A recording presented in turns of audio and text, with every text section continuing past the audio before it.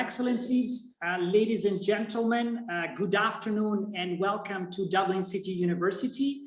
My name is Federico Fabbrini. I am a full professor of EU law at the School of Law and Government of DCU and the founding director of the Brexit Institute. And it is my great pleasure to open this event on cross-border data protection after Brexit. This event formally kickstarts the 5th academic year of the Brexit Institute, and I am truly delighted that we have been able to bring together a stellar list of speakers, starting with the former Vice President of the European Commission, currently member of the Luxembourg Parliament, Viviane Reding, who I sincerely want to thank for accepting the invitation to join us, but also featuring leading experts from academia, business and the media, such as Karlin Lillington from the Irish Times, Mike Harris, partner at Thornton, Orla, Lynskey, associate professor at the London School of Economics, and my colleague and friend, Edoardo Celeste, who is assistant professor of law, technology and innovation at DCU, and also the PI of the cross-border data protection network funded by the ESRC, IRC, UK Ireland networking grant. In fact, I'm pleased to mention that today's event is hosted in partnership with the Cross-Border Data Protection Network, as well as with the support of the DCU Law Research Center. At the same time, let me, of course, also take the opportunity to thank, as ever, the core sponsors of the Brexit Institute, AIB, GSK Stockman Luxembourg, and Thornton, which over the years have provided us with key funding to undertake our research and policy work. As you all know, since our establishment in 2017, the Brexit Institute has provided timely and authoritative analysis on the Brexit process and its implication for the future of Europe. And as it is clear, the process is not over yet, given on the one hand, the need to adjust EU-UK relations, and on the other, the British government's recent effort to renegotiate part of the Brexit deal, notably in the context of Northern Ireland. This situation of continuing legal and political uncertainty is particularly visible in the field of data protection, which is the topic of today's event. In June, just before the transitional provision of the Trade and Cooperation Agreement expired, the European Commission adopted 2 adequacy decisions on the UK data protection regime, declaring it compatible with the European Union General Data Protection Regulation. However, major questions arise whether such decision would withstand a legal challenge, given the recent case law of the European Court of Justice, as well as the UK intention to diverge from European standards. For all these reasons, I think we are really extremely fortunate to have with us today Viviane Reding, who as Commissioner for Justice and Fundamental Rights was the champion of the GDPR. Therefore, without further ado, I will stop here and hand over the floor to Karlin, who actually this morning wrote a column on today's Irish Times on exactly those issues. Karlin will introduce our keynote speakers and moderate the subsequent panel. Just as a housekeeping note, let me remind everybody that we are recording this event to make it available later on our YouTube channel, and also later in the event there will be the possibility for people to ask questions either by putting them in the chat directly to our chair moderator, or by requesting to be unmuted by raising your hand, and both myself and Andre Wolgar of DCU admin will be able to help you with that. It's a great pleasure to see almost 90 people connected to this event, and probably a few more joining in the waiting room. So thanks everybody for being here at the first event of the Brexit Institute of academic year 2021-2022. And I hand straight the floor to Karlin. Thanks very much for that kind introduction, Federico, and a special thanks, of course, to the DCU Brexit Institute for hosting today's quite timely event. And just a reminder as well that Viviane Reding will need to leave earlier than the complete event, so be sure to be thinking of questions during her talk, because she will take questions immediately following her talk. And I first spoke to Viviane Reding in January 2012, which seems so long ago now, at the launch event in Brussels, announcing her major new initiative, which was a massive and groundbreaking piece of European data regulation that would become GDPR. A year later, I interviewed her at length just after the Snowden story had broken, when she was in Dublin while Ireland held the EU presidency. And I remember so clearly her enthusiasm and vigor and her courageous, clear grasp of the need for protective legislation that could take on the corporate and government forces that were seeking access to personal data, something that I think many people did not at that time fully understand as a highly valuable but alarmingly exploitable commodity. And Viviane began her distinguished working career, as I am pleased to say, a journalist in Luxembourg before entering politics, initially as a member of the parliament in Luxembourg, before election to the European Parliament. And in Europe, as we know, she served in a number of roles as commissioner, including vice president and European Commissioner for Justice, Fundamental Rights and Citizenship. And in that latter role, she shaped and championed the GDPR, and was a stalwart in defending many of the areas we now think of as central to GDPR, but which were under extreme pressure to be watered down during the long process of hammering out the final iteration of what we can now clearly understand as a globally influential and important law, and indeed one which has now begun to shape other nations' laws. Today, she's once again a Luxembourg parliamentarian and also sits on advisory and corporate and company boards in areas of digitalization and technology. And she's also a board member of foundations that are engaged in geopolitics, societal and legal affairs. So please join me in welcoming Ms. Reding, and a talk which I know all of us are very much looking forward to. Please, Ms. Reding. Thank you so much for this very kind introduction and for the memories of where it all started. But I just would like to recall why it started. Now, Europe is built on values. It's not built on getting enlarged by war, but nations freely give up a part of their sovereignty in order to join the European Union. This idea comes out of the Second World War, after an experience with millions of deaths and non-rights all over the place, and nations said nevermore.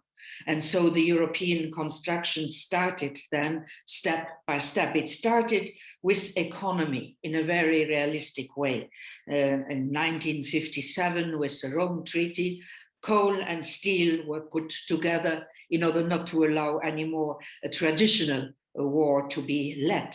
And at that moment, it was interesting, the citizen was not really present in this construction. It were only the workers linked to the economy. And it needed the single market to be established before there was a free movement for goods, people and services. So in the year 2000, we see putting the rule of law in the center of the European construction, it became very clear that you could not do bits and pieces only linked to the economy, but you had the citizens to be taken on board. And it is interesting to see that as well the Treaty of Lisbon as the Charter of Fundamental Rights, which is our Bill of Rights, that they both foresee specifically the right of the individual to its own personal data. Why is this so?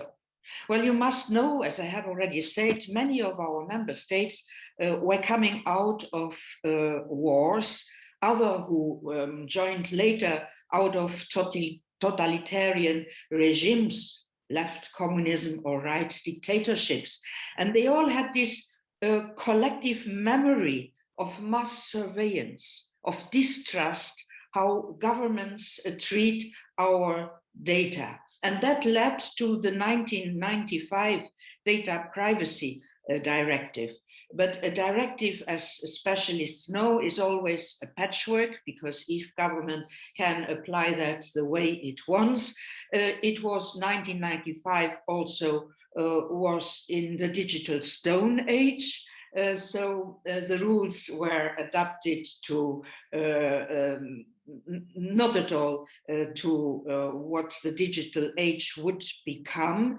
And it was also very clear, and I quote from the 2011, where a poll showed that 70% of Europeans were concerned that their personal data held by companies could be used for a purpose other than for which it was collected. So it was at that moment not anymore the surveillance of governments, it was also the misuse of data by companies, and it was the European basic law, the constitutional obligation, which brought me to the reflection that it was not if I would do something, but I had to make a legal action, and not tomorrow, but at once. And at that time, I turned to recipes I had known from my time as commissioner for telecoms. Don't make directives which then lead to piecemeals, but go to one rule for one continent, applying to everybody. No more balkanization, no more 28 different regimes, but one system for all, because that will be not only an engine for growth in the digital economy, but also the basis for trust of the people in their leadership and in the economy. So that is the famous January 2012, which was already mentioned. I proposed then this regulation, one continent, one rule, free movement for data under the authorization for operating on the whole single market. So also very important for startups who did not need anymore to ask authorizations for operating in different constituencies, but one authorization permitted them to utilize the whole of the continent. And then rules applying to all persons, not only residents, but also visitors. That means Americans in holidays in Europe, they are protected by the Europe data protection rules. And to all companies also, wherever their establishment is. They have to have a European establishment, but their mother house can be anywhere in the world. If they operate on our territory, our rules apply. Also for the third country web industries, and that brought also about the extraterritoriality of the rules. So it was a very historic act by which Europe wanted to seize its digital future.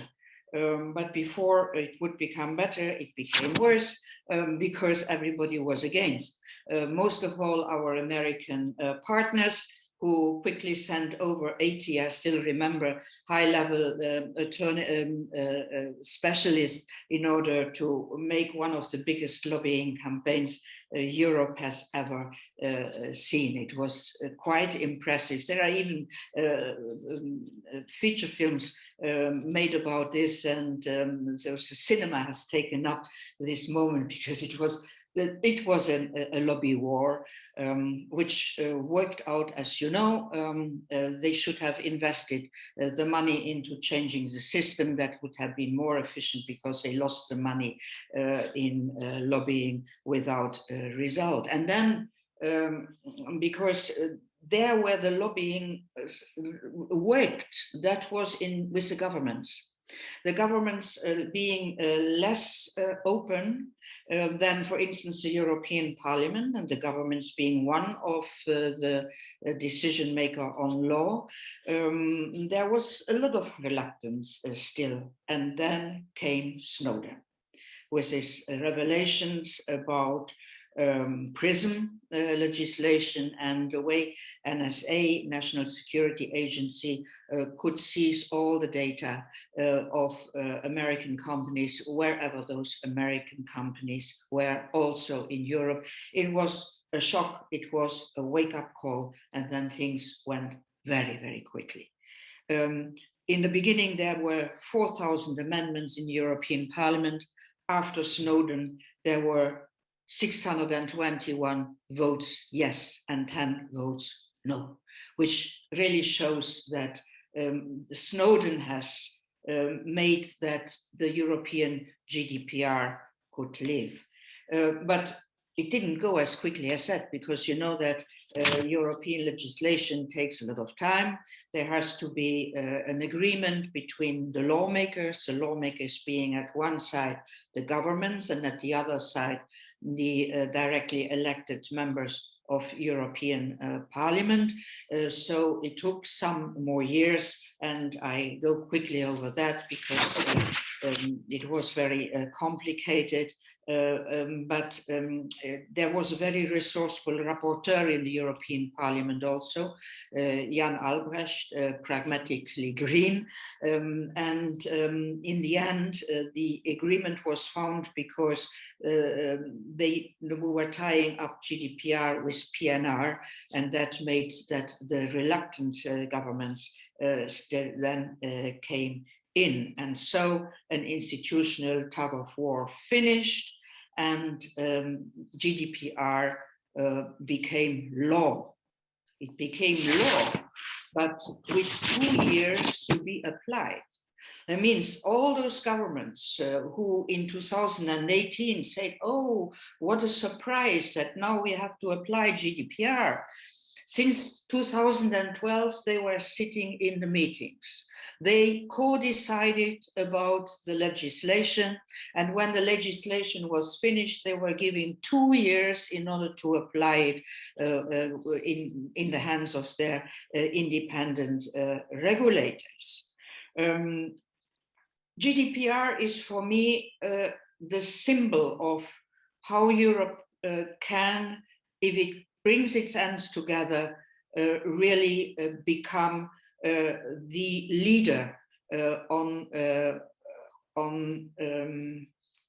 seeing and organizing the world. Because you see, Europe's third way between a very commercial US and a very total control China was introduced also in the trade agreements of Europe. So that those who wanted really to trade with Europe had an advantage to adopt part of our regulation, and that is the extraterritorial impact also. It is not negotiable in trade agreements, and there are very rare adequacy decisions, and I would like to say you very clearly, an adequacy decision, which means we consider that another state has a similar protection of personal data than Europe, and then we recognize it as equal. Such adequacy decisions are purely Commission decisions, and they are given as long as the situation is clear. The Commission also can take back such a decision. It has given very few in the past, and it is negotiating some in this moment, but also very few. Now, the question is, of course, how did GDPR apply? Well, it was not an easy thing to apply such a system which gives a lot of rights to the individuals, and many regulators in the beginning were learning by doing, I must say, not very well prepared, and they allowed a certain tolerance period. But I am sorry to say they allowed the tolerance period to the big companies, and they were sometimes very heavy on small organizations and on small companies. But that's the past, let's forget it, because as from 1920 on, the national regulators started to impose solid fines for solid misbehaving. It was 840 fines for an enormous amount of money. And I would like to quote the umbrella organization of the EDPS, which says we have come as through a 3-year-old who must still learn to walk before it runs. Well, some of us thought it was time to move. And so the critics against the regulators, only looking to the nitty-gritty and not looking to the big companies who really were massively mistreating the data of the individuals, became more and more vocal.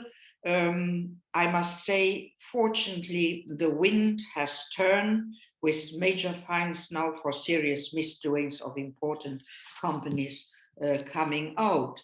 And well, I have to say also, as a Luxembourger, it was the very unlikely Luxembourger regulator who moved in the most solid way, but after having been pushed a lot, I must say, by the civil society and by critics in the world press. The latest Amazon fine of 746 million, Luxembourg emerged as a privacy champion, and this was due to the mishandling of personal information, mainly for targeted advertisement. But to tell you how it went, because still in February this year, Luxembourg's regulator declared it would not act. But the critics then became so strong, it had to act, and it did act massively, which is a good thing. Because why is it a good thing? Because it put pressure, for instance, on Ireland. Ireland, who has a lion's share of the Silicon Valley and Chinese companies. And Ireland, as you know, did not act at all. It is faced with 165 significant complaints, not speaking about the smaller ones, and only 2% have been resolved. And just to quote the Quadrature du Net, whose complaint, by the way, led to the Luxembourg Amazon fine, they say, this historic sanction highlights even more the complete abdication of the Irish Data Protection Authority, which in 3 years has not been able to wrap up any of the 4 complaints we brought against Facebook, Apple, Microsoft, and Google, unquote. So, end of this story and end of this pressure, the Irish data watchdog had to move. And it moved with the WhatsApp decision, a 225 million fine. And what is interesting to say as well for Luxembourg than for Ireland, their decisions were not lone ones. They were submitted to the other regulators to have a look at that, and they got the okay from a majority of regulators. And just to make the picture complete, other cases will follow. TikTok has already been fined 750,000 by the Dutch regulator.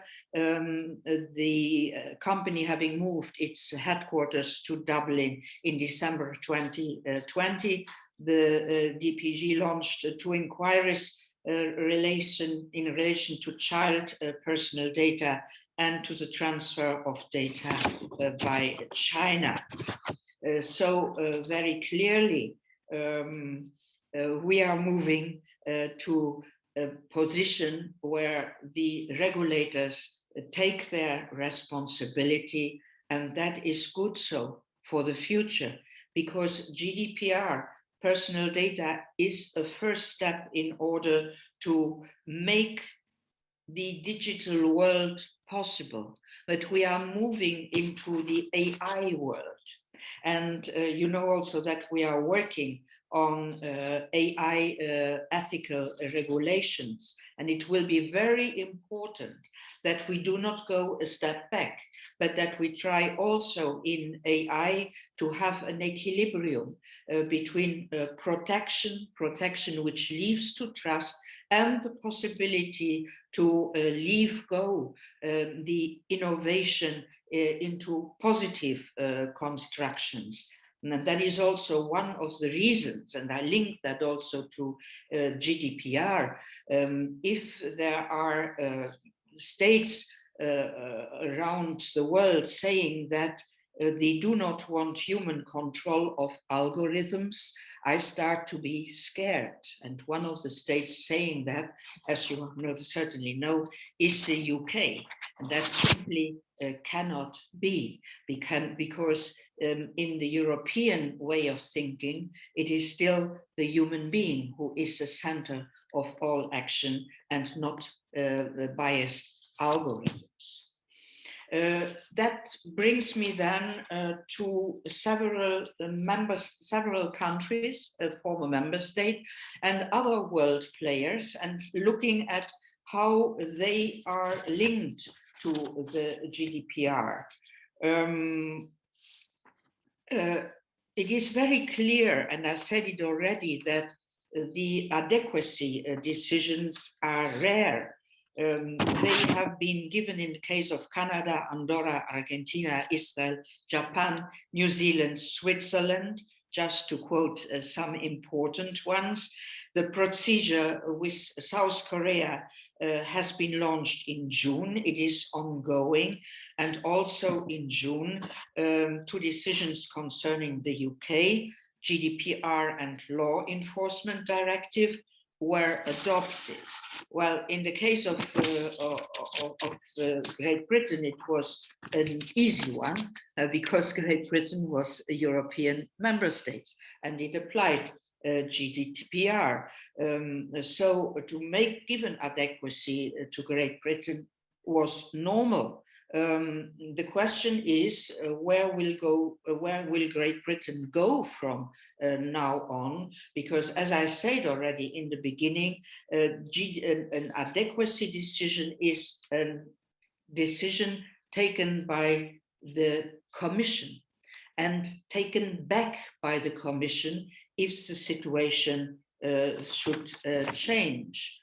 So whatever might be, if there are movements in the UK, and there are those, in August the government has announced its intention to build data partnerships with the US, Australia, South Korea, hoping to loosen the rules on data transfers in order to boost trade and innovation. And the idea is to make data-enabled trade easier and cheaper.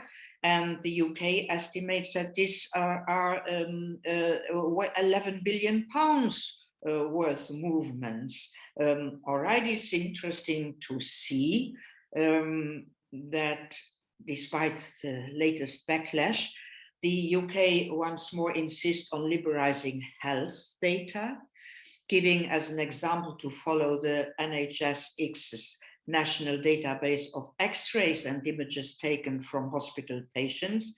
for all those wanting to investigate COVID-19. So there are interesting movements going on. Europe is going to observe those. I don't think that Europe is going to react on declarations, but Europe is going to react certainly on actions. And that brings me then to the United States, because the United States are also like Great Britain, a third country, not a European Union country. And there is no adequacy between the United States and Europe, because simply the US has no corresponding privacy rules in place. And in order to allow, nevertheless, a smooth exchange of data between the two continents, specific agreements have been elaborated. You remember Safe Harbor, you remember Privacy Shield, both have been eliminated by a ruling of the European Court of Justice on basis that there is insufficient safety guarantees for citizens, for European citizens, linked to the power of US agencies concerning the access to European data in US companies abroad. Which puts those US companies in a very uncomfortable position, because they are most of the time, between two conflicting rules. The American, which says one thing, the European, which says another thing, and so which one to choose? And I think the case of Microsoft here is absolutely interesting, because there was a question whether a court in the US can issue a warrant that compels a US-based provider of email services, Microsoft, to disclose data stored outside the United States. And here I would like to come to the case in the Supreme Court of the United States, where a group of parliamentarians representing their political groups, major political groups, made an amici curiae brief to the Supreme Court. And I just would like to quote out of this, because it makes it very clear and understandable what is the problem. EU rules recognize that every EU data subject has a fundamental right to the protection of their personal data, as well as a fundamental right to the confidentiality of their communication. Under EU law, those rights are not diminished when a data subject entrusts their data to service providers, including the US service provider like Microsoft. And another quote, the restoration of the warrant would render null the provisions of a series of international agreements, sanction the infringement of the fundamental rights of EU citizens, place Microsoft in breach of its legal obligation under EU law. It would reinforce the already strong sentiment of many EU citizens that their data is not safe when they lose IT services offered by US companies. So there we are.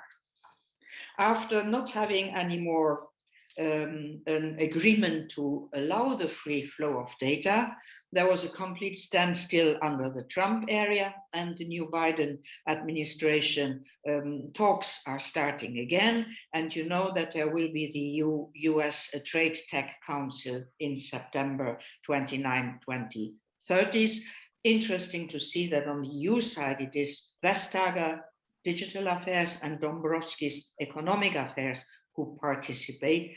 And really, it will be important to rebuild trust, not only at economic level, but also at digital level. Not only after the Trump era, but also after the Afghanistan debacle. I think that the geopolitical plans for transatlantic cooperation built on joint rules are absolutely essential, because the current data flow system is at a breaking point. Regulators I quoted already some big cases, but for instance, Hamburg's data authority wants the German officials to stop to use Zoom.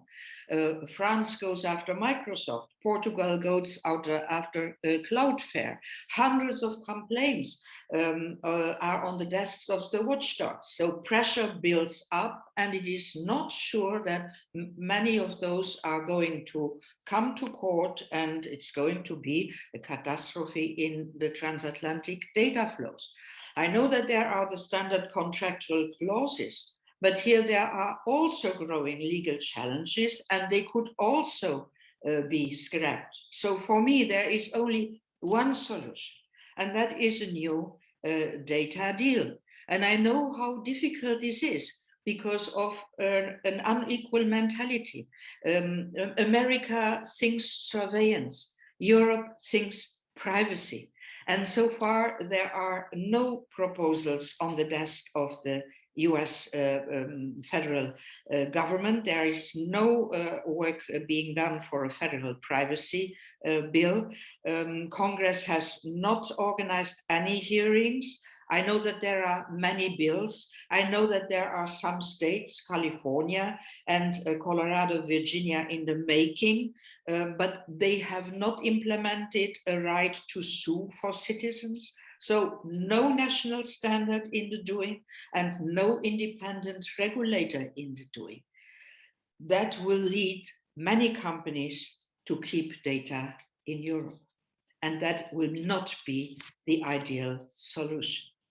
Most of all because other continents are moving, and I cannot do otherwise than come to China, because I think that's interesting that the country which we would have last supposed to move is now moving, putting data protection rules in the forefront.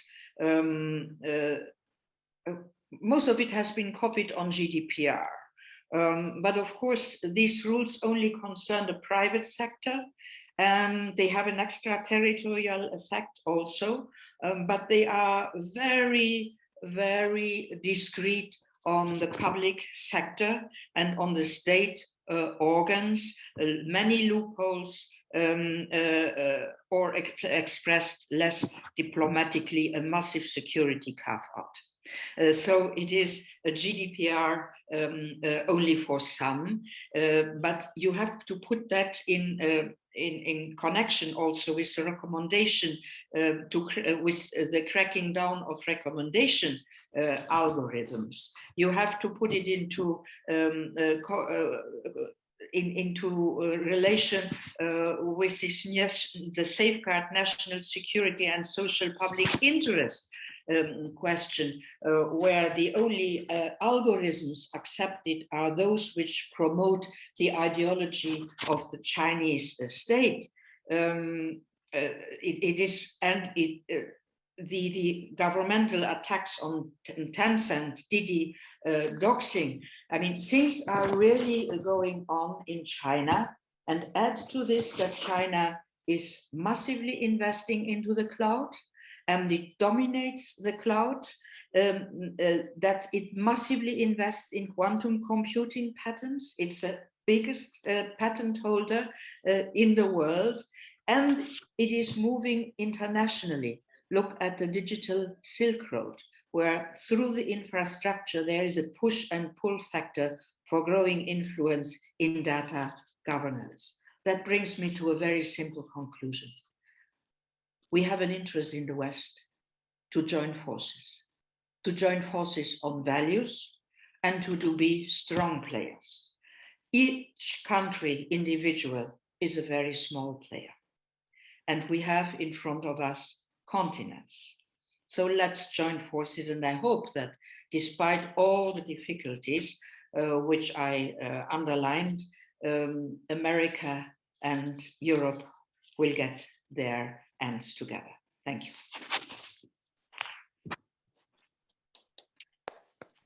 Thanks so much, Viviane. That's a whistle-stop tour from beginning to the beginning of GDPR and looking towards the future. That was just so interesting. And as always, you're quite candid in expressing your opinions and ideas, which is needless to say refreshing, because many aren't, especially people who are have been at the coalface of designing these important laws and seeing how they're implemented.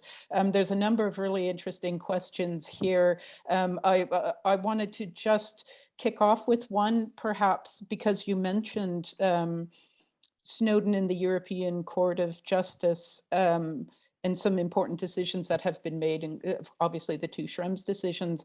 And I was thinking about how at the time when GDPR was approaching the point of passage, and the Snowden case broke, that then influenced the quite important Digital Rights Ireland case that went to the ECJ, and on the basis of their very clear statement about data retention and the controls that needed to be put in place to protect citizens, that clearly then shaped GDPR, and both those elements really pushed forward the GDPR we have now. And I've been thinking about how the ECJ, which up to that time really had not been that involved in privacy and data protection issues, you know, from the time when you would have first become commissioner, perhaps, and then really transformed from the point at which you were the Justice Commissioner and a Vice President. Could you talk a little bit about how you,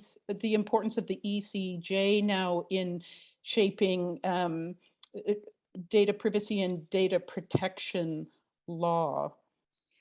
Well, I think that the turning point was really the fact that the Charter of Fundamental Rights got a treaty power. And from that on, if you read also the rulings of the European Court of Justice, they always quote the Charter of Fundamental Rights as a basic point. And then, of course, they interpret the European law, which is based on this Charter. But from my 15 years experience as a European Commissioner, I have always seen the European Court of Justice as an ally, helping us when it was politically difficult to put the things in perspective and saying, here is the rule of law. Here is the way you have to go.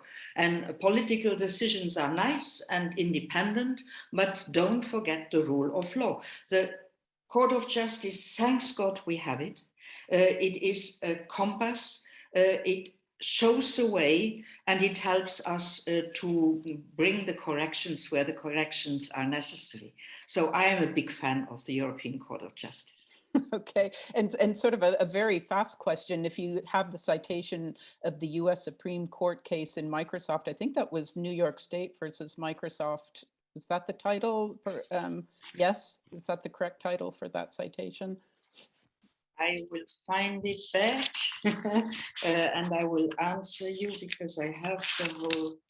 I might note that it actually, a decision was never made because Congress came in and made a ruling, instead giving a legal framework for those requests, which I think still is. It was United States of America against Microsoft. Okay, US versus Microsoft, in a case that involved a New York State. That's why it went to the Supreme Court. Yes. And so the amicus curiae.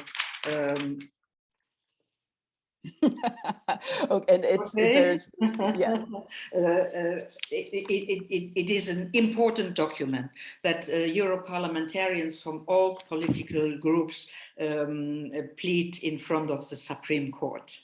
Okay, and we have a question on whether do you still think the GDPR should be reformed, and if so, how? I know you had previously expressed some concern about the operation of the one-stop shop and the small Davids of the big regulator countries, which you have mentioned, Luxembourg and Ireland, taking on the might of the tech industry and national governments, perhaps.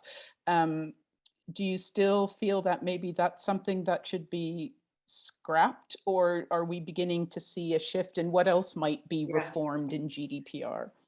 My idea was from the beginning on to have a European regulator. The member states wanted to stay with a shared power, nevertheless, and have their national regulators under the umbrella of the European regulator and the European regulation. But what I saw in the beginning of the application of the GDPR made me very nervous. All this nitty-gritty on the football club in a village and a parents' association in a small town, it made me really nervous. And I saw that we had on the table since 2016 the big cases, and the national regulators were not moving. And that brought me to come out strongly and saying we need a reform of GDPR, and we need to give more strength to the umbrella regulator. And I think that was also one of the reasons why they started to go ahead, because they thought that they could sit back and not do anything and nobody would notice.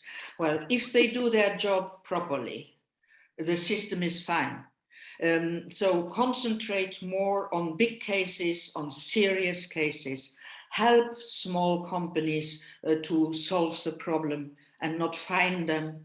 And that would then not need to go to a reform. But if the nitty-gritty continues and if there is not enough power in the national regulators for taking on the real serious cases, then I think Parliament should think about a reform. Okay. And I'll try to grab a couple of more questions here because I know you need to get a plane. One person is asking, there's international standards for privacy such as OECD and APEC. How do you see these compared to EU adequacy? And do you see a way forward for global trade against the backdrop of fundamental differences within the West on an approach to privacy? Well, I cannot see that in OECD there is a unanimity, because we are discussing in OECD, for instance, also questions like taxing the tech industry. And so far it was very difficult to arrive to a mutual understanding. I do believe that the member states have taken the step which they needed. Standard maker and not standard taker. And now it's on the other continents to see if we can move together. I believe that the international organizations are also always of great help, but they are not the movers and shakers. Okay, and a good question here. If the Commission were to withdraw the data adequacy decision that it has granted to the UK, what might be some of the practical implications on the ground? I'm sure we'll be getting into that in the panel discussion as well, but perhaps your own thoughts on that, whether you think it's likely that it would be revoked, and what might be the implications? Well, it will certainly not be an easy decision.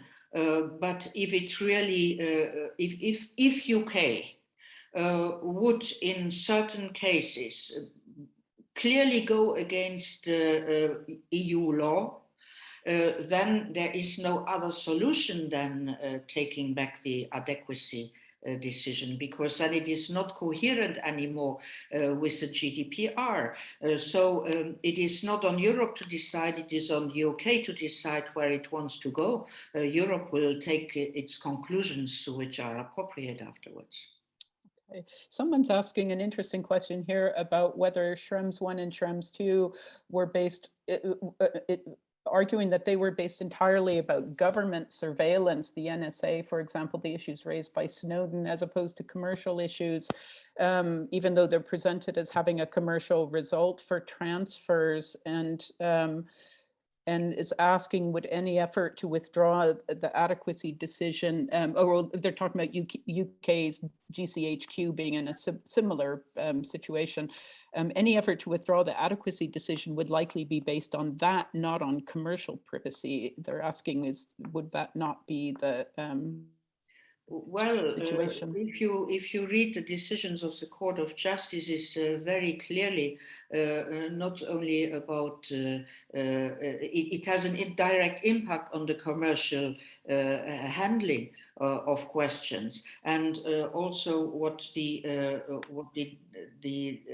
regulators now, the fines of the regulators, they go against commercial decisions. And I must say that the Schrems activities have been very helpful because there was the lawyers' knowledge put into practice and challenging the right application or the wrong application of European law.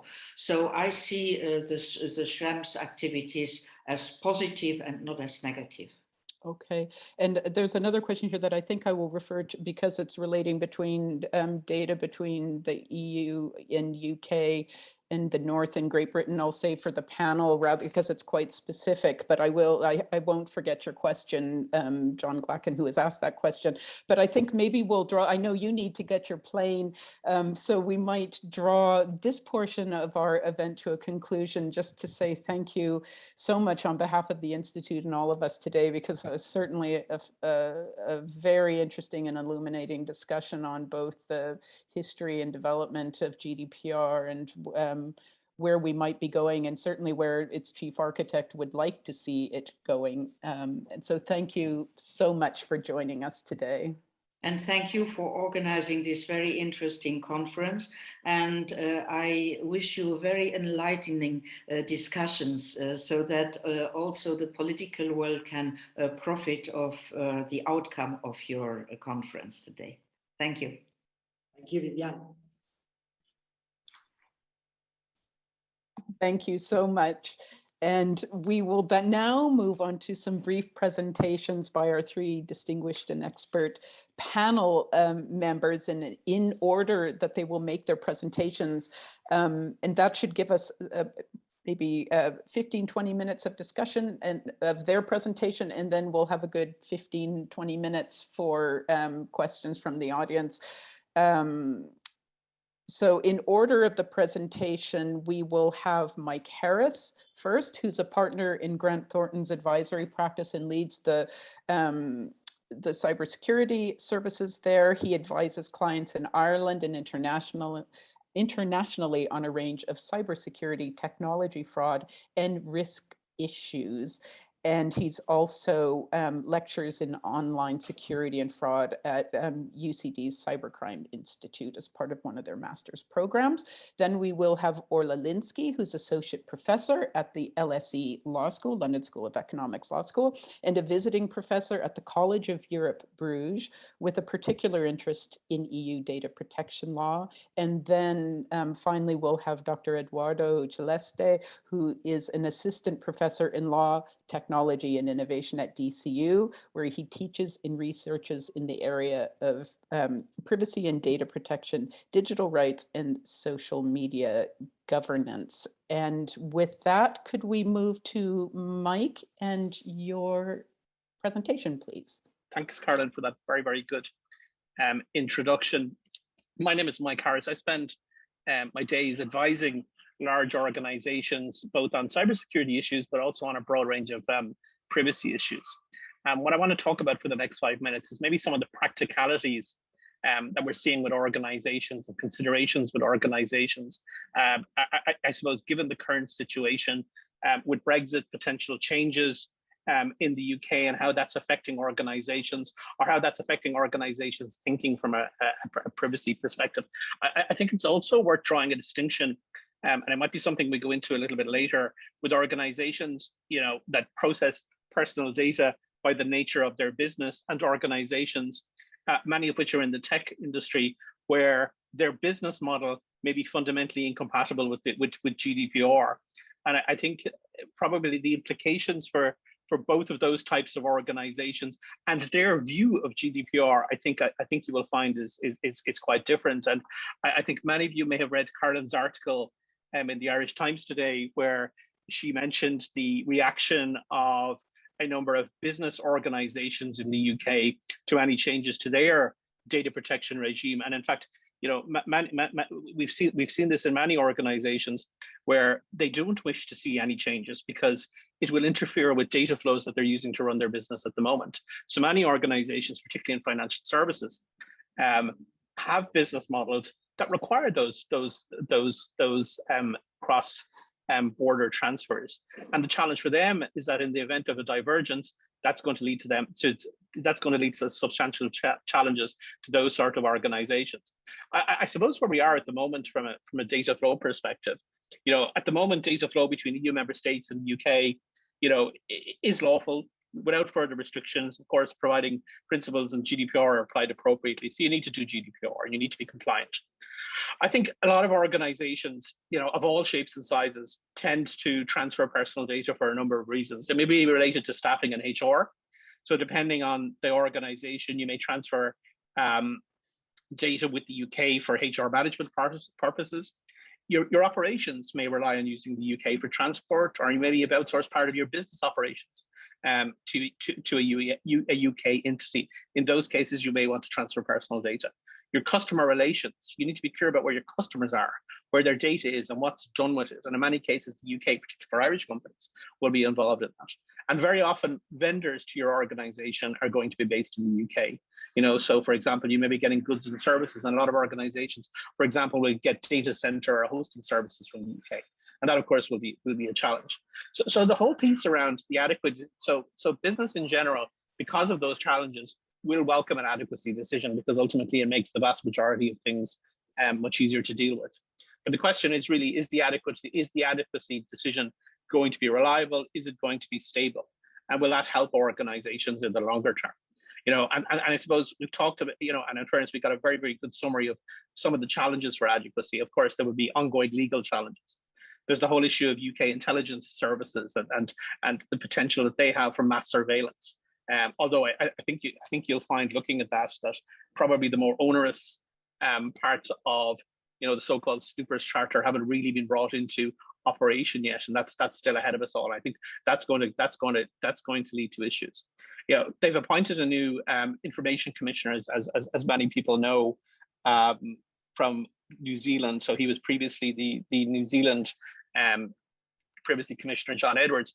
I think it's interesting that they're appointing someone coming from a jurisdiction where the maximum fine he could impose was about €6,000, you know, which would sort of give you an indication of maybe where privacy has sat in terms of importance in that particular jurisdiction. Now, I do understand he has the possibility to go to the Human Rights Commission in New Zealand, and they can find up to about, you know, €150,000. But for commercial organizations, I think where that puts privacy risk from a regulatory perspective, it pushes it down the list in terms of their requirements or their major worries.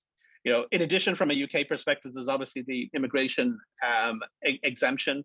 You know, so personal data processing in order to put immigration controls in place. You know, and then I suppose there's the overall piece around UK GDPR and the potential divergence from, you know, GDPR itself. And I think some of the challenges around there, and I think that again, Karlin referenced a very, very good document that's been produced in terms of some of the proposed changes that the UK may be considering. And actually, interesting enough, there's some things in there that from a GDPR perspective might be something we want to consider, but there are other things that are fundamentally incompatible with GDPR. But it's interesting to look at the language that they've used within the document, talking about options. It's almost as if the UK doesn't want to be seen to push a button. It's just sort of waving potential changes in front of the EU rather than being very, very forceful about it. And I think that's interesting because, you know, it doesn't really give you an indication as to where they're going with all of this. There's sort of you could question that maybe this is almost a sort of a leverage point, but the language around it is very much, well, we could consider this or consider that, rather than maybe pushing in a direction. Okay, other challenges we talk about from the EU and the potential, you know, from a constant review, that if something was to change, and you can imagine from a business perspective, even if we talk about the official review within the 4-year timeline, from a commercial perspective, this is challenging for organizations. You know, organizations really want to have certainty in the laws that they need to comply with. And this is obviously a challenge from an international perspective. So what can they think about? We talked about this already. Are there other methods to legitimize data transfer if adequacy is overturned. And I think our previous speaker did really maybe sum that up. But there are bilateral national agreements, which is ultimately maybe where it needs to go with the US and the UK. I do think ultimately the UK is not going to be in a position to go on its own from a privacy perspective, and anything it does do will be part of a wider conversation with the US and of course the EU. But it'll be interesting to see how it plays out. Standard contractual clauses, of course, are important. Standing corporate rules. Of course, we all know the challenges with a number of these things, both from a legal perspective. Codes of conduct is an interesting one because it was something that when GDPR originally came out, industry-specific codes of conduct, it looked like that may become something that would be fairly fundamental. However, to date, no real code, no conduct conducts have been approved by supervisory authorities, so that really hasn't become a piece. And of course, approved certification mechanisms. There is an option for that, but again, they haven't been approved by the supervisory authorities yet. So, adequacy will bring challenges. It will bring challenges to British business. It will bring challenges to multinational businesses, including those whose fundamental business model does not depend, on data processing activities that are fundamentally, I suppose, in contravention of GDPR. It's organizations of all shapes and sizes, which is why I think we'll find that British business in particular will not particularly want changes to be made. So just to finish up, what can organizations do maybe to consider this and to deal with some of the potential challenges that are coming or that exist at the moment from a UK, EU, Brexit, GDPR perspective? They need to understand their data flows, where their data is going and where it's coming and what it means. They need to know their customers. Where are their customers? Are they in the UK? Are they in the EU?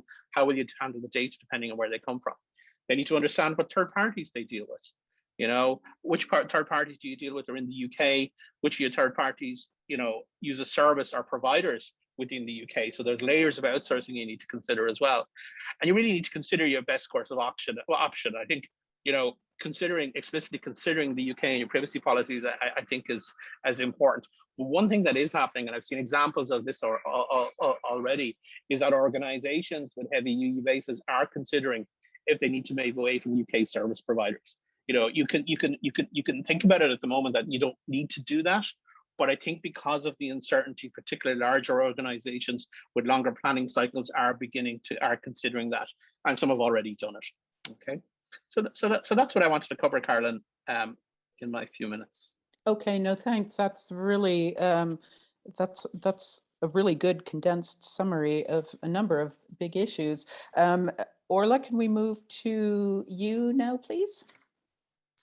Yes, absolutely. Good afternoon, everyone. So following up on what Mike has said, I want to maybe address that question about the sustainability of the UK's adequacy decision going into the future. And I think in thinking about that, there are two key themes or two key issues that we could kind of address. And so one is the national security issue that has already been alluded to on several occasions. And here we see from the EU's perspective that we have a culmination of the Schrems line of case law with the digital rights line of case law, where on its face, it looks like existing UK national security standards might not be compatible with the EU Charter of Fundamental Rights.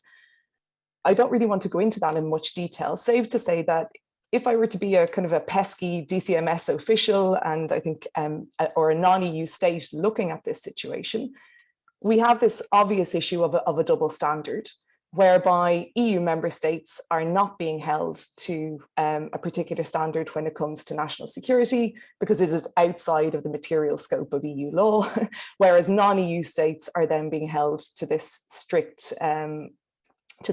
oversight from a national security perspective.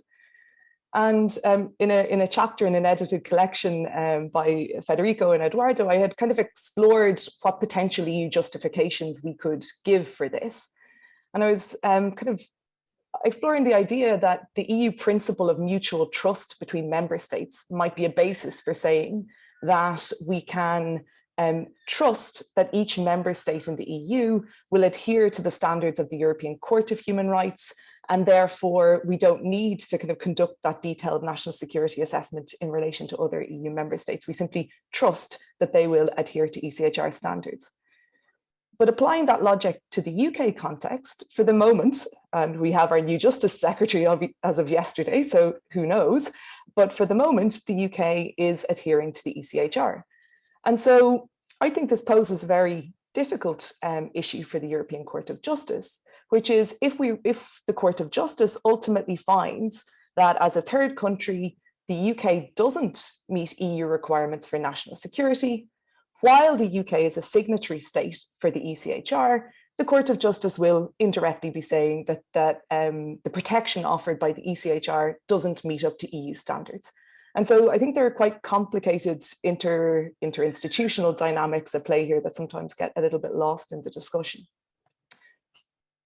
The other question I think is quite relevant is we know that the Schrems judgments essentially ring fence what adequacy means. Adequacy equals essential equivalence. But the court is kind of keen to say that essential equivalence doesn't mean identical legal frameworks. And so I think the UK here is really starting to play around with the idea that you can reach the same endpoint in terms of protection, but by different means. So this raises the big question, to what extent do third countries, non-EU states, have flexibility in the means in which they achieve data protection outcomes? And here, if I could just say, in looking at the UK from an adequacy perspective, obviously we start off, as has been noted already, with the UK essentially having adopted the GDPR, with a regulator which has of course come in for criticism, but which overall comparatively on an EU level was the most resourced regulator in Europe and one of the most active regulators in Europe. And then of course the UK being a Council of Europe member state. And so I think when you look at this new direction for data that was published in, set out by the UK last week in this consultation document Mike has mentioned, the UK government is keen to emphasize that states have very different economic, political, societal priorities, and that these should be respected in the context of transnational data flows. And here, I think also the choice of John Edwards as New Zealand Privacy Commissioner in some ways emphasizes this. In his evidence to Parliament, Mr. Edwards had emphasized that New Zealand, for instance, was looked at as adequate by the EU, although its data protection framework is structured in an entirely different way. And I note that in that consultation document, the UK references Israel as a comparator, which is also recognized as adequate, even though Israel has a very different data protection framework. So, what then does that tell us about the UK's proposed approach? I completely take on board Mike's assessment of the document. It's not really telling us where things are going. It's a consultation document. What it does, though, is emphasize that the UK wants to seize this kind of data opportunity. And much of what's set out there is kind of, in my opinion, tinkering at the edges of existing data protection law. Some of what is proposed does radically differ from the GDPR. For instance, there's a proposal in there to remove the prohibition on automated decision-making that you see in Article 22 of the GDPR. But this, I think, is going to be an interesting example. First of all, if we look at other international privacy frameworks, like the APEC privacy framework, the OECD privacy framework, none of those international frameworks contain this prohibition on automated decision-making. So is that an essential part of data protection, when it comes to the court's standard of essential equivalence? Also from the UK perspective, this could be incredibly problematic because Convention 108 does contain such a prohibition on automated decision-making in the same kind of terms, broadly speaking, as the GDPR. But I think the element of the document that maybe raised flags for me, red flags, from an adequacy perspective, concerned the regulator themselves. So the office of the ICO. And I think in this document, you see a clear strategic push towards the politicization of this role in a way that I think could be incompatible with the independence of data protection authorities that is required by Article 8.3 of the EU Charter. And so I think we might move from a situation where national security might no longer be the thorn in the side of the UK government to where independence could become the issue. And if I could just point to, this is a crazy long document that was dropped on a Friday night, so I will admit to not having read it in as much detail as I would like. I'll be going back to it. But you see that, for instance, the Secretary of State for DCMS, the relevant department, is able to prepare a statement of strategic priorities for the ICO, that the ICO must consider the government's wider international priorities when conducting its international activities, that the Secretary of State can conduct independent review of the ICO's performance. Keeping in mind we have Court of Justice case law, Commission in Germany, Commission in Hungary, and others, where the courts says that the regulator has to be free from direct and indirect influence. There's no way this meets those conditions. And equally in the UK GDPR and the regulations that were introduced in 2019, you also see that adequacy assessments are ultimately made by the Secretary of State. So for me, it's this politicization of data protection that will be extremely problematic in the long run. And something, although then you can see that the UK is positioning itself as the voice for a third way, another way in data protection law. But I'll leave it there for the moment in the interest of time.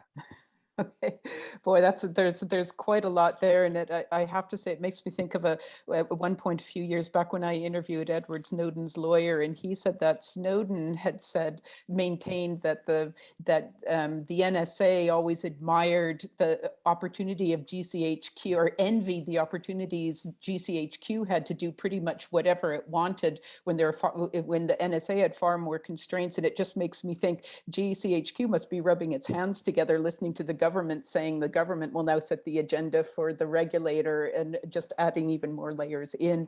But anyway, that we can move on to more of that in the discussion. Edoardo, please give us your presentation, and then we'll move into some discussion of all these points.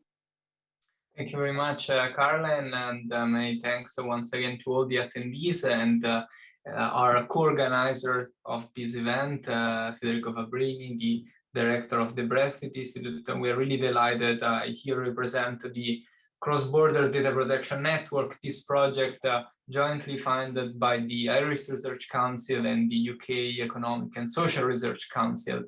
Our main aim is actually to study the challenges of data protection in the post-Brexit context, and we're really delighted to have here such as a stellar panel of experts and the former Vice President of the EU Commission, Viviane Reding, to discuss these issues, which are really timely at the moment.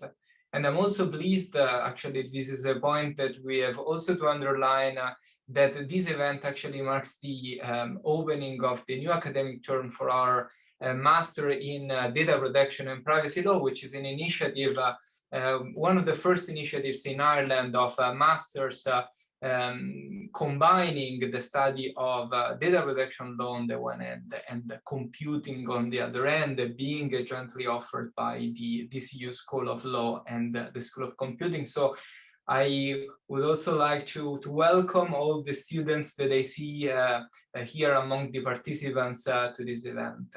But I also see that there are many of the other partners with whom we previously collaborated. This is indeed the third conference that CrossDPN is organizing this year. So we kicked off actually in back in March with a conference jointly hosted with the Institute for Advanced Legal Studies in London, and then we had another conference in June, co-organized with Queen's University Belfast, and this is our third event, which will actually, I will already advertise the continuation of this event. Tomorrow morning at 10, we will have another panel focusing more specifically on law enforcement and intelligence sharing aspects. And then last but certainly not least, there will be a fourth event in this series of conferences in December. My colleague Napoleon Xantoulis will organize an event jointly hosted with King's College London, hopefully in a hybrid format in London too. But going back to our discussion and conscious of the time, I would like to briefly make a couple of points related to the open consultation document that the UK government recently published, and precisely on the 10th of September. So this document is actually, as Orla rightly underlined, is a consultation document, is open for consultation until November the 19th. And this document, to be honest with you, I was really surprised by the stance taken by the government, even by reading its title. So it's titled actually Data: a New Direction. And I was surprised because actually so far the instability, potential instability, the precariousness of the UK adequacy decision was criticized in relation, as Orla mentioned, to UK national security law, data retention. Another point was criticized was the so-called immigration exemption that was actually then excluded then from the text of the UK adequacy decision.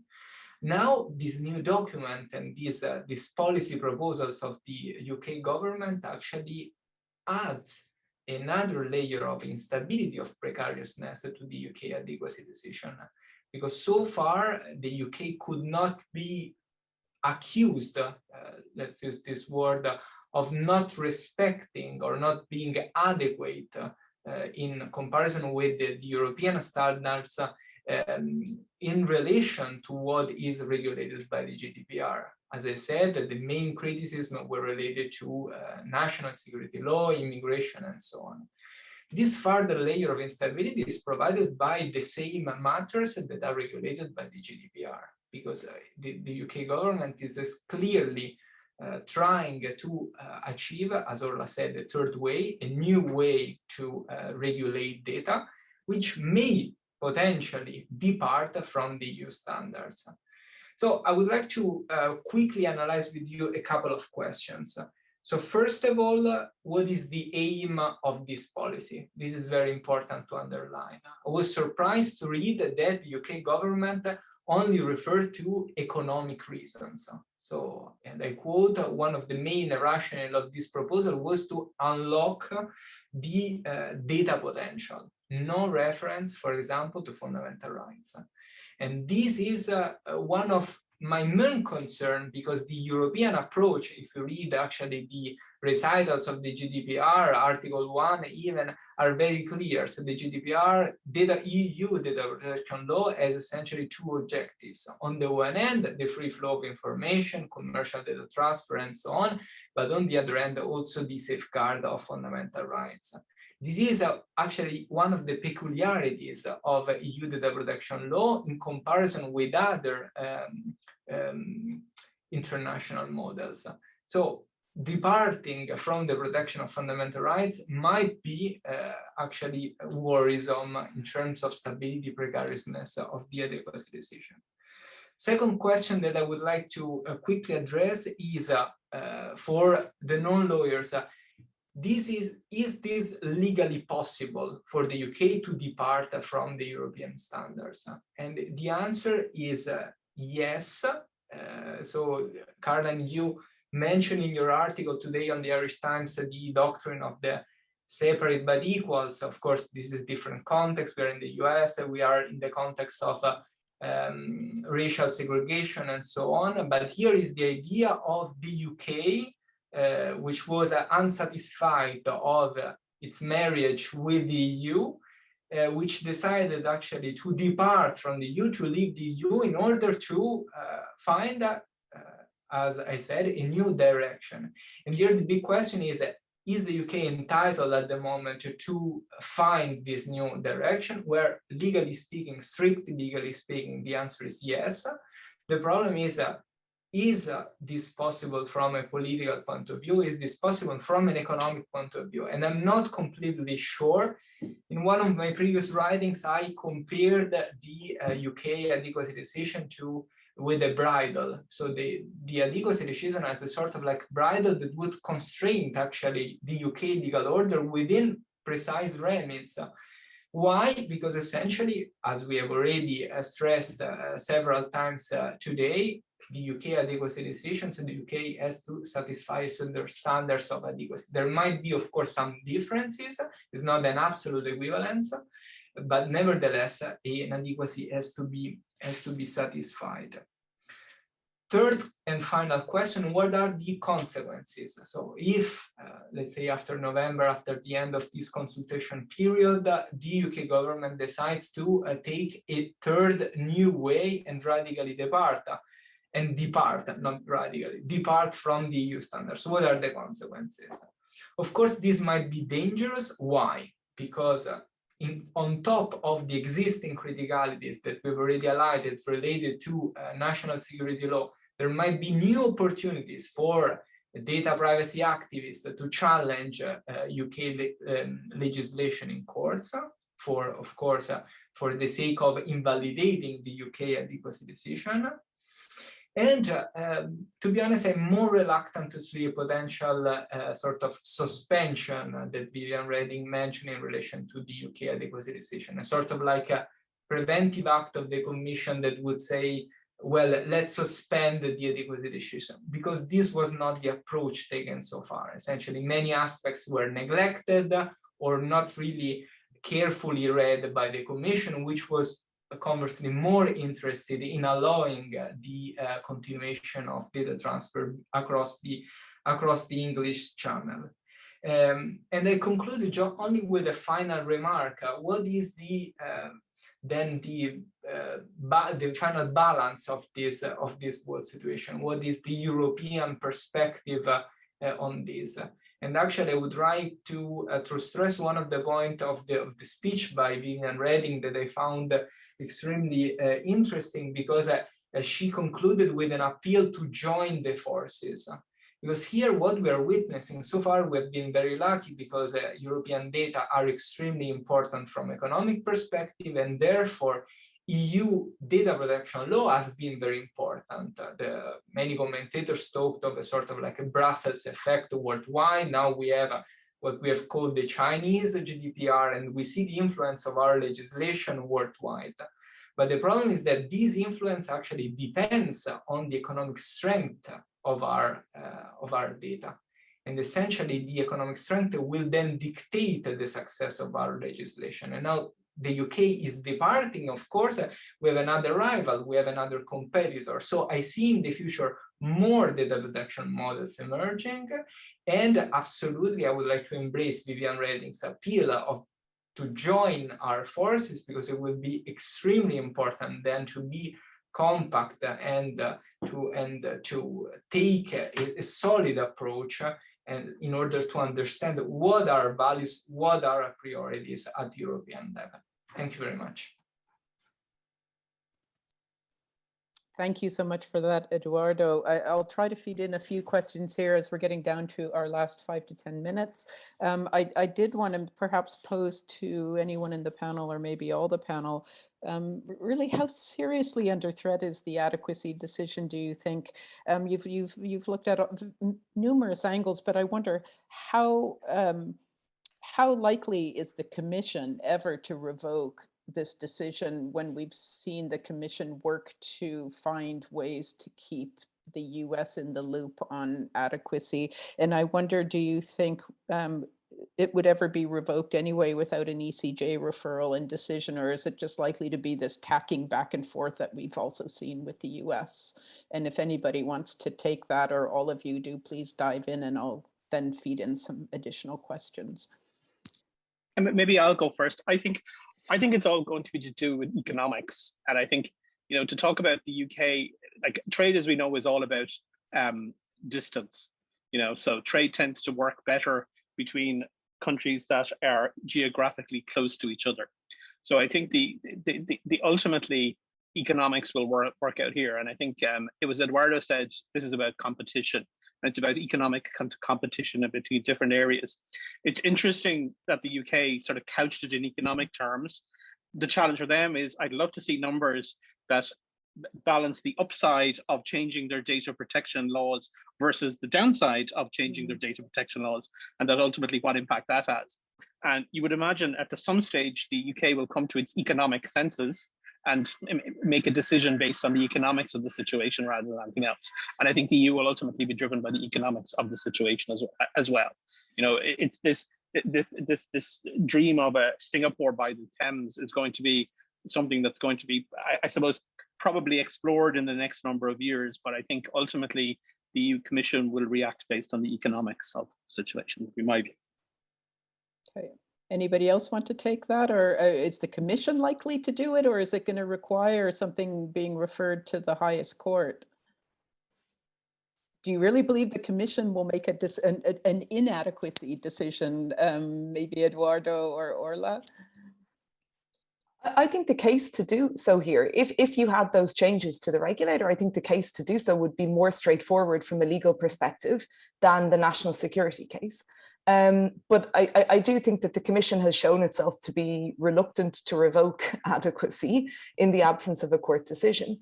But if this went to the court, we have such clear statements from the court in Schrems and other decisions about the centrality of independence that I don't see that if these reforms went through, how this could stand up to that scrutiny.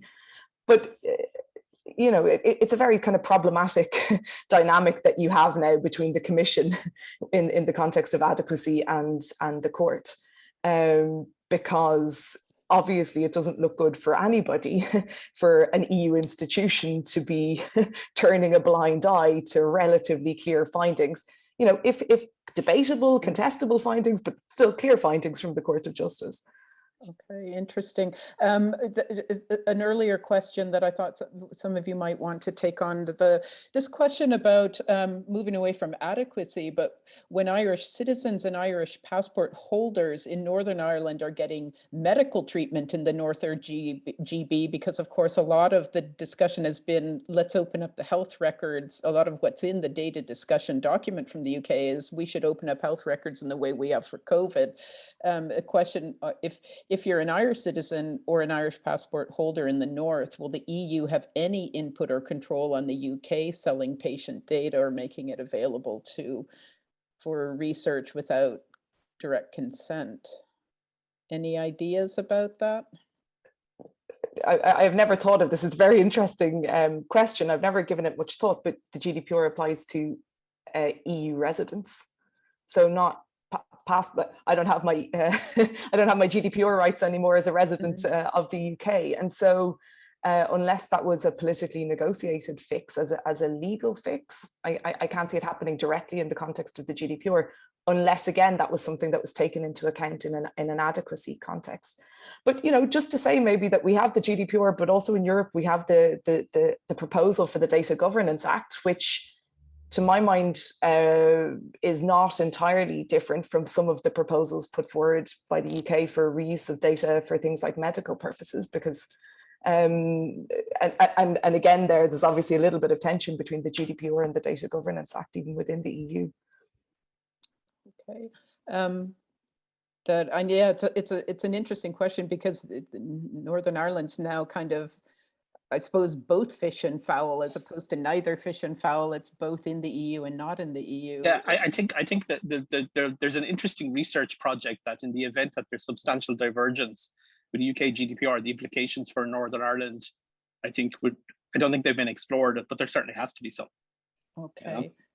A question: in light of the EU Commission adequacy decisions, what are the implications for institutions with contract with UK-based institutions in terms of data sharing agreements? Are standard contractual clauses still required within those contracts? There's a quite specific question, if anybody knows on contracts.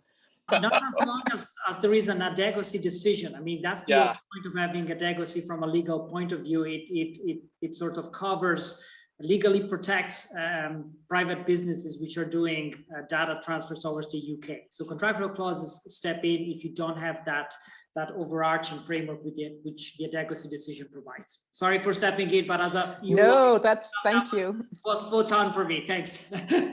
Well, there's an interesting question as well, and sort of broadening out the previous one about health data, saying that did the panel see particular implications for the operation of the Good Friday Agreement, for example, in terms of its guarantee for human rights and adherence to principles of EU law, and the protocol, for example, in terms of application of EU law to the business of moving goods, including oversight by the European Court of Justice, or more simply, what are the implications for cross-border business communities and organization of the UK's direction of travel on data protection?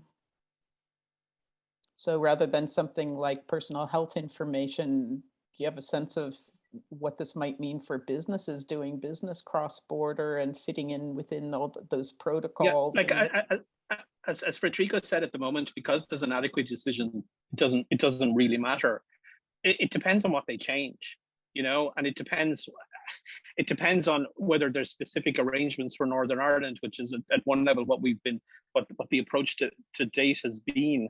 So that's a very, very hard question to answer, but they could be substantial. They could be, you know, it could be down that it may make it difficult to transfer data from the south to the north, and that would have obviously major implications for trade, transport of goods, and all sorts of things. So yeah, that's a couple of PhDs in itself, I would imagine. Edoardo, do you have any thoughts on the cross-border aspect of this? I would like actually to echo the positions already stated by Mike and Orla, and also by Federico. So actually the interest of having the UK adequacy decision was actually to prevent this state of precariousness and instability that the adoption of a standard contractual clauses or binding corporate rules would have actually engendered. So now actually the UK adequacy decision covers the free flow of information. Actually, what is interesting to highlight is that we're always talking about like transfer from the EU to the UK. So this is the sense that is covered by the UK adequacy decision we are talking about. There is actually another reverse adequacy, which is the adequacy that the UK has recognized vis-a-vis the EU. Of course, I mean, there is less to say because we have understood the UK is more interested actually in receiving the EU data and vice versa, actually to send the EU data, to send UK data to the EU. But this is another aspect that we have to underline because the UK GDPR actually mirrors the provisions of the EU GDPR, and they also, I think it's the Minister of State that will be in charge of actually recognizing the adequacy of other third countries, including the EU. And well, Orla, did you want to add any closing comment there? Because I think we're towards the end here. Well, sorry, just to say, maybe wouldn't it put the cat among the pigeons then, really, if the UK didn't recognise the EU as adequate on the basis of what, you know, the report by the Irish Councils for Civil Liberties earlier this week about the failure to enforce the GDPR? Because there's quite a lot of, I think in reading the draft document, there little kind of subtle hints or digs about, you know, the disconnect between the level of protection and legislation isn't what we're looking at. It's about the level of protection on the ground. And we're not looking at academic or theoretical risk. We're looking at real risk. I don't see it happening for the economic reasons Edoardo mentioned, but that would be when the fun would start, I would say. Well, I certainly, I mean, my sense overall is that perhaps this little consultation document has created as many headaches as perhaps and surprises as the passage of Brexit itself did, when people spent the entire next day going, oh my God, what about this? And oh my God, this and that and this and that. And it just seemed endless issues arose from it. I can certainly see many consultations amongst politicians, policymakers, and citizens groups on these issues ahead, and a lot of headaches depending on what the UK tries to do. So I hope at least now we know that what a future panel for the DCU Brexit Institute will have to be once we get any kind of clear path on what Viviane Reding said is that, actual, not just directions and statements made in documents, but actual actions. When we have the actions, I'm happy to reconvene this panel and moderate yet again, and hopefully maybe we'll get Viviane back for her views.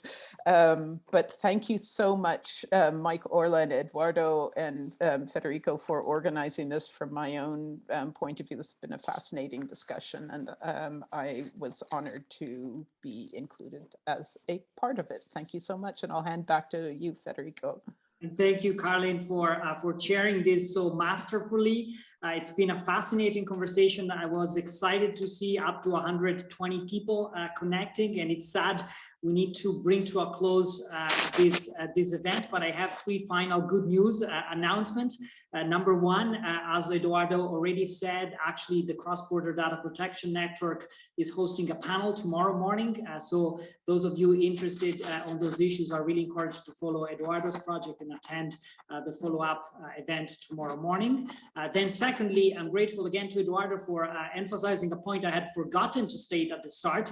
DCU runs a specific master in data protection and privacy law, and registrations are still open, actually. So if anyone is interested in getting into the nitty-gritty details of all this, please consider signing up to our program. I know lots of our students are actually here, so welcome also from my side. It's a great program combining the strengths of the School of Law and the School of Computing of DCU, and we have lots of external private business supports, including Grant Thornton and Arthur Cox, that I want to thank also on this occasion.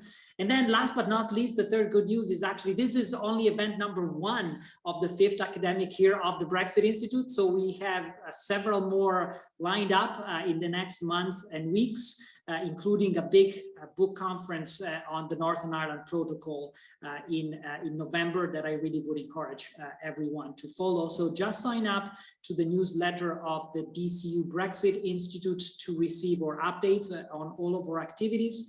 For now, thanks everyone for joining. Thanks to our panelists. Thanks to Viviane as our keynote speaker. And I wish everyone a great evening. Bye-bye.